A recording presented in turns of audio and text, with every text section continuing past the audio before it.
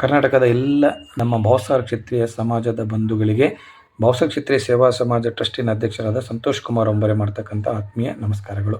ಆತ್ಮೀಯರೇ, ಈಗಾಗಲೇ ತಮಗೆಲ್ಲ ತಿಳಿದಿರುವಂತೆ ಹಿಂದುಳಿದ ವರ್ಗಗಳ ಆಯೋಗದ ವತಿಯಿಂದ ಇದೇ ಬರುವ ಸೆಪ್ಟೆಂಬರ್ 22ನೇ ತಾರೀಕಿಂದ ಅಕ್ಟೋಬರ್ 7ರವರೆಗೆ ಸಾಮಾಜಿಕ ಮತ್ತು ಶೈಕ್ಷಣಿಕ ಸಮೀಕ್ಷೆಯನ್ನು ಅವರು ಕೈಗೊಳ್ತಾ ಇದ್ದಾರೆ.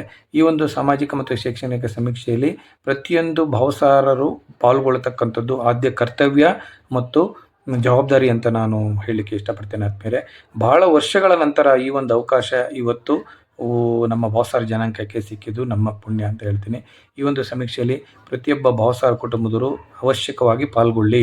ಅವರು ಕೇಳ್ತಕ್ಕಂಥ 60 ಪ್ರಶ್ನೆಗಳಿಗೆ ತಾವುಗಳು ಮುಂಚಿತವಾಗಿಯೇ ತಮ್ಮ ಆಧಾರ್ ಕಾರ್ಡನ್ನು, ಮನೆಯಲ್ಲಿರ್ತಕ್ಕಂಥ ಎಲ್ಲ ಸದಸ್ಯರ ಆಧಾರ್ ಕಾರ್ಡನ್ನು ಇಟ್ಕೊಂಡು ತಾವು ಕೂತ್ಕೋಬೇಕು ಅಂತ ಕೇಳ್ಕೊಳ್ತೀನಿ.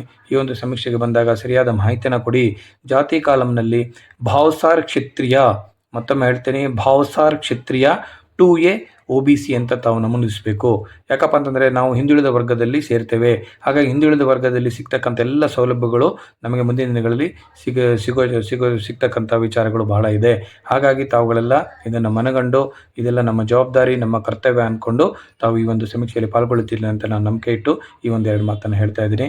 ಹಾಗೆಯೇ ಯಾರ್ಯಾರು ನಿಮ್ಮ ಬಂಧು ಬಾಂಧವರಿದ್ದಾರೆ, ಯಾರ್ಯಾರು ನಿಮ್ಮ ರಿಲೇಷನ್ಸ್ ಇದ್ದಾರೆ, ಅವರಿಗೆಲ್ಲರಿಗೂ ಈ ಒಂದು ಸಮೀಕ್ಷೆಯ ಬಗ್ಗೆ, ಅಂದರೆ ಈ ಒಂದು ಸಾಮಾಜಿಕ ಮತ್ತು ಶೈಕ್ಷಣಿಕ ಸಮೀಕ್ಷೆ ಬಗ್ಗೆ ಅರಿವನ್ನು ಮೂಡಿಸಿ ಅವರಿಗೂ ಕೂಡ ಅವೇರ್ನೆಸ್ ಕೊಡಿ. ಇದರಿಂದ ಅವ್ರಿಗೂ ಎಚ್ಚೆತ್ತುಕೊಂಡು ಅವರು ಕೂಡ ಈ ಒಂದು ಸಮೀಕ್ಷೆಯಲ್ಲಿ ಪಾಲ್ಗೊಳ್ಳಿ.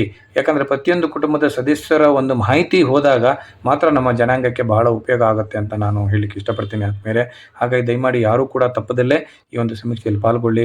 ಹಾಗೆಯೇ ಸಮೀಕ್ಷೆಗೆ ಯಾರು ಬರ್ತಾರೆ ದಯಮಾಡಿ ಅವರ ID ಕಾರ್ಡನ್ನು ತಾವುಗಳು ತೋರಿಸಿ ಮತ್ತೆ ಒಳಗಡೆ ಬರಲಿಕ್ಕೆ ಹೇಳಿ. ಯಾಕಂದರೆ ಇದರಿಂದ ಸಾಕಷ್ಟು ತೊಂದರೆಗಳು ನಾಳೆ ಆಗ್ಬೋದು.